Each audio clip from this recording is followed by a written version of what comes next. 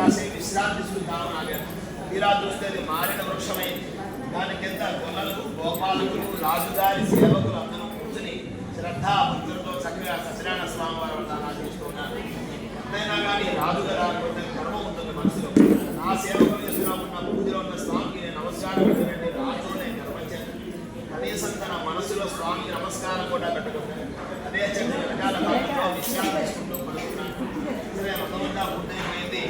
రాజుగారు రథమంతా గొర్రెలు రాజుగారు వచ్చిన విషయాన్ని గమనించాను.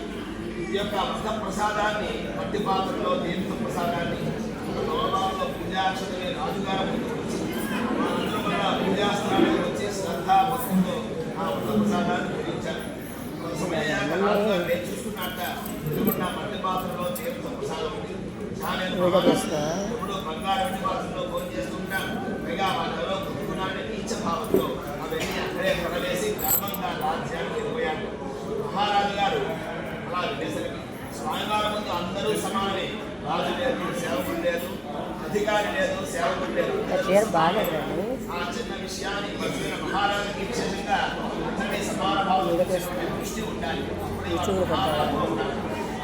మహారాజు తప్పు చేశారు కాబట్టి వారికి బుద్ధి రావాలనే ఉద్దేశంతో నిజంగా జరిగిందా అనేటువంటి భయంకర కాలుష్యం చేశాక ఆ యొక్క మహారాజు గారికి స్వామివారు ఒకేసారి శత్రువులతో ఒకేసారి ఆ యుద్ధంలో స్వామివారి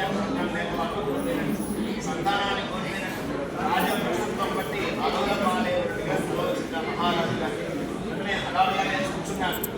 చూసుకున్నాడు రాజభవనం తన పనిముద్రలో ఉన్నాడు మహారాజు. దిగి రాజునికి